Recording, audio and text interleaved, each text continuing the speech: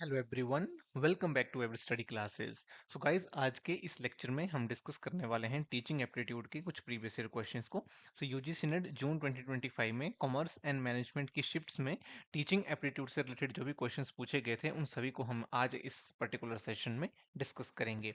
So start करते हैं हमारा आज का ये discussion on teaching aptitude PYQs। Ever Study classes has various courses for exam preparations. आप इन कोर्सेज को चेकआउट कर सकते हो on Ever Study classes website as well as on app. Next हमारा यहाँ पर मैच द फॉलोइंग टाइप का क्वेश्चन है, जिसमें हमारे पास लिस्ट वन है and list two. List one में हमारे पास कॉग्निटिव डोमेन के लेवल दिए हुए हैं और दूसरी तरफ है हमारे पास सजेस्टेड वर्ड्स। तो हमें इनको यहाँ पर मैच करके बताना है कि राइट आंसर क्या होगा। कॉग्निटिव डोमेन के लेवल्स जो हमारे पास यहाँ पर मेंशन्ड है वो है evaluation, knowledge, analysis and application. और सजेस्टेड वर्ड्स में हमारे पास है define, apprise, distinguish and demonstrate.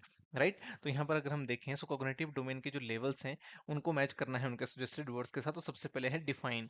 Define को हम मैच कर सकते हैं नॉलेज के साथ। When you have knowledge of something you can define the terms, right. Apprise की अगर हम बात करें तो अप्रेज के साथ हमारा मैच होगा इवेल्युएशन। जब हम किसी चीज को इवेल्युएट करेंगे तो इवेल्युएशन में हम करते क्या है, बेसिकली अप्रेजल कर रहे हैं किसी चीज का, राइट। जब हम एनालिसिस करते हैं तो उसमें हम डिस्टिंग्विश कर पाते हैं, डिफरेंशिएट कर पाते हैं दो चीज़ों के बीच में।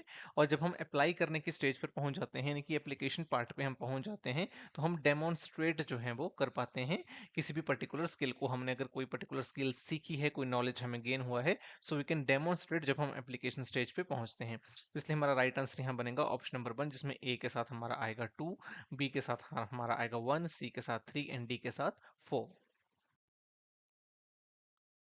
Next question is which of the following are the basic objectives of affective domain. तो इफेक्टिव डोमेन के जो बेसिक ऑब्जेक्टिव्स हैं वो क्या होते हैं, this we have to answer in this particular questions.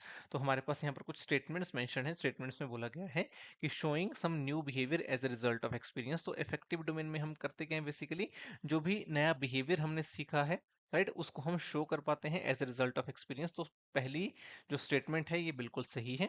Second की अगर हम बात करें, इसमें बोला जा रहा है acting consistently with new values. तो नई वैल्यूज इनकलकेट हम करते हैं इफेक्टिव डोमेन में, सो हम उनके साथ एक्ट कर पाते हैं consistently, right. Attending to something in the environment, right, so हम एनवायरमेंट में चीज़ों को पहचानना स्टार्ट कर देते हैं, रिकॉग्नाइज करना स्टार्ट कर देते हैं, हम उनको समझ पाते हैं। इसके अलावा शोइंग सम डेफिनेट इन्वॉल्वमेंट और कमिटमेंट। सो इफेक्टिव डोमेन में जब हम हायर लेवल पर पहुंचते हैं तो एक पर्टिकुलर चीज को लेकर के जो हम सीख रहे होते हैं, तो उस टाइम पर हम एक डेफिनेट इन्वॉल्वमेंट शो कर पाते हैं, हमारी कमिटमेंट वहां पर दिख जाती है।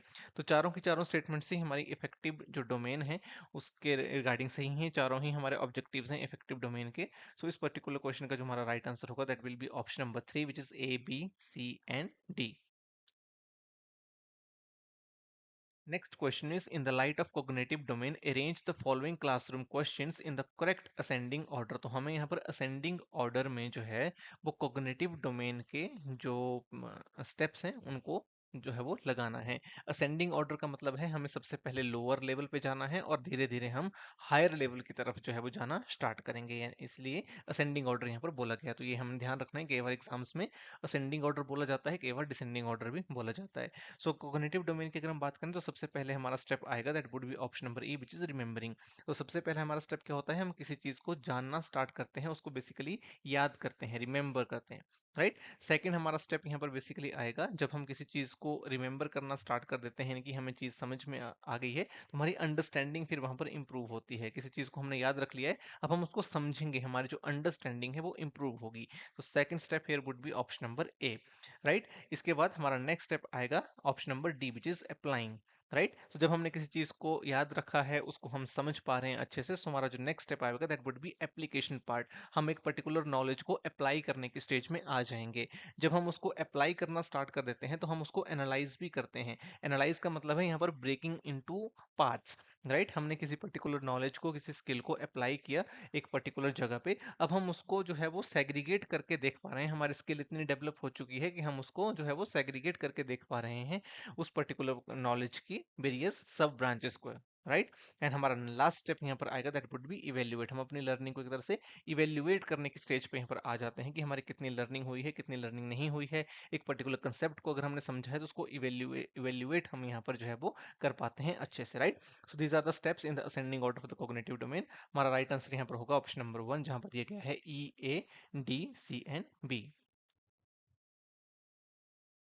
Next question is which of the following assessment types would require to carry out an activity or produce a product in order to demonstrate learning। तो यहाँ पर बोला जा रहा है कि कौन सी हमारी असेसमेंट की टाइप होती है जिसमें एक लर्नर को कोई एक्टिविटी करनी होती है या फिर एक प्रोडक्ट प्रोड्यूस करना होता है। प्रोडक्ट प्रोड्यूस करने का यहाँ पर मतलब है कुछ जेन्युइन, बेसिकली हम ये कह सकते हैं कुछ रियल करके दिखाना होता है, कुछ प्रोड्यूस करके दिखाना होता है, सो दैट हम ये इंश्योर कर पाएंगे कि जो लर्निंग है वो हो चुकी है, यानी कि रियल डेमोन्स्ट्रेशन हमें करनी है, राइट। तो यहाँ पर एग्जांपल, यहाँ पर जो ऑप्शन हमें दिए गए हैं वो है formative assessment, portfolio assessment, summative assessment and performance assessment. So इस क्वेश्चन का हमारा राइट आंसर यहाँ पर होगा option number 4, which is performance assessment. अब परफॉर्मेंस असेसमेंट क्या होती है? परफॉर्मेंस असेसमेंट में एक लर्नर को जो है वो एक एक्टिविटी कैरी आउट करनी होती है, एक टास्क, एक एक्टिविटी जो है वो कैरी आउट करनी होती है और एक टेंजिबल प्रोडक्ट प्रोड्यूस करना होता है, यानी कि कुछ जो उन्होंने सीखा है वो रियली उन्हें जो है वो प्रोड्यूस करके जो है वो दिखाना होता है, जिससे ये पता चलता है कि उनकी अंडरस्टैंडिंग कितनी इंप्रूव हुई है, जो कॉम्पिटेंस का लेवल है उनमें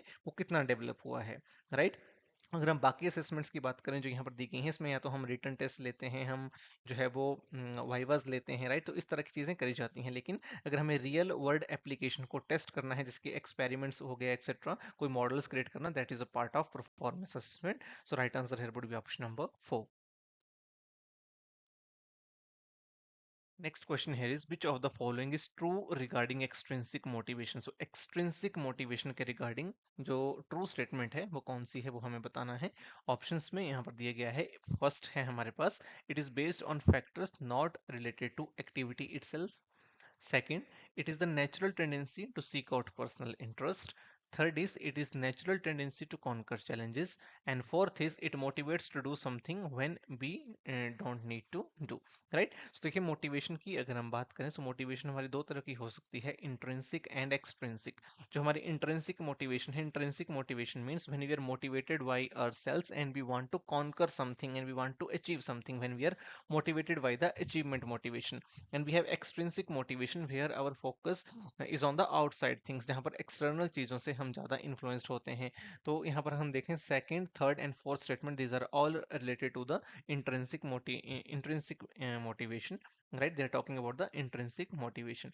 हमें यहाँ पर फर्स्ट स्टेटमेंट बोला गया है कि it is based on the factors not related to activity itself। So this is true regarding the extrinsic motivation। extrinsic motivation actual में एक्टिविटी से रिलेटेड नहीं है, यानी कि for example if you want to study, right? So extrinsic motivation can be that you will get good grades or something, right? So that is related to the extrinsic motivation, not related to activity itself, right? For example, you're doing a job, right?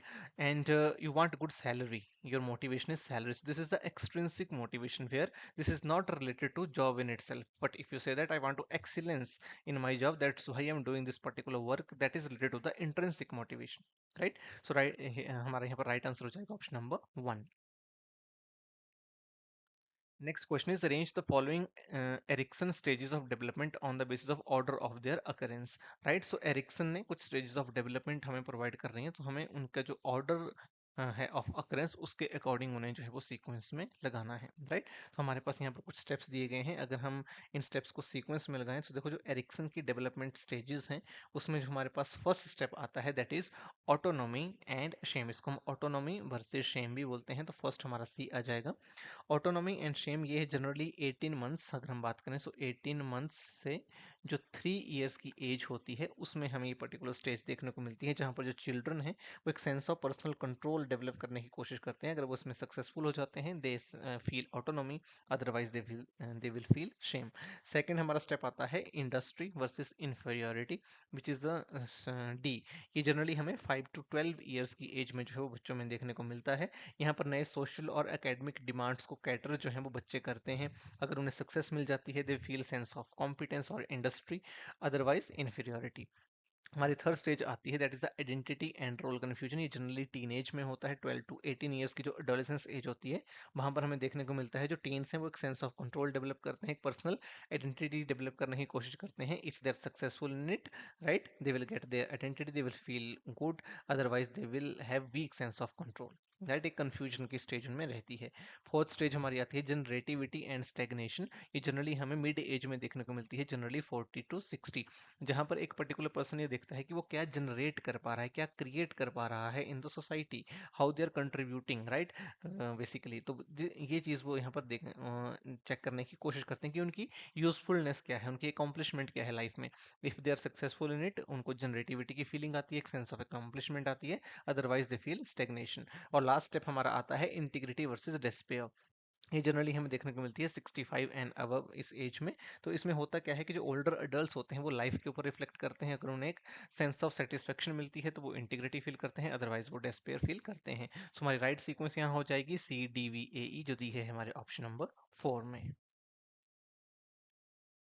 Next हमारा match the following type का question है, जिसमें हमारे पास list 1 है, list 2 है, जिसमें हमारे पास मेथड्स और उनके ऑब्जेक्टिव्स जो हैं वो दिए गए हैं, जिसमें है हमारे पास lecturing, demonstration, field trips and projects. तो इसमें अगर हम देखें लेक्चरिंग में बेसिकली हम करते क्या हैं, लेक्चरिंग में the purpose is to presenting the facts to the students, right, that is the lecturing. Demonstration में we show the real world skill like showing manipulation of operation, कि किस तरह से कोई ऑपरेशन को कैरी आउट जो है वो करा जाता है। So we show the manipulation of operations. Field trip में अगर हम देखें तो इसमें हमारे पास एक तरह से डायरेक्ट एक्सपीरियंस जो है वो स्टूडेंट्स को मिलता है, जब when we have this purpose in mind कि हमें डायरेक्ट एक्सपीरियंस स्टूडेंट्स को प्रोवाइड करना है, हम फील्ड ट्रिप्स कराते हैं जैसे कि इंडस्ट्रियल विजिट्स हो गई। और प्रोजेक्ट्स में बेसिकली हम फोकस करते हैं प्रोवाइडिंग पर्पसफुल एक्टिविटीज के ऊपर। सो हमारा यहाँ पर जो राइट आंसर होगा that will be option number 2। इसमें हम मैच करेंगे ए के साथ, बेसिकली हमारा आ जाएगा 2, बी के साथ हमारा आ जाएगा 4, सी के साथ हमारा आ जाएगा 1 एंड डी के साथ हमारा आ जाएगा 3। So right answer here will be option number 2। So this was our lecture, जिसमें हमने टीचिंग एप्टीट्यूड के कुछ प्रीवियस ईयर क्वेश्चंस को डिस्कस किया। आई होप आपको ये लेक्चर काफी पसंद आया होगा और आपकी अच्छी लर्निंग यहाँ से हुई होगी। Thanks for joining, wish you all the very best.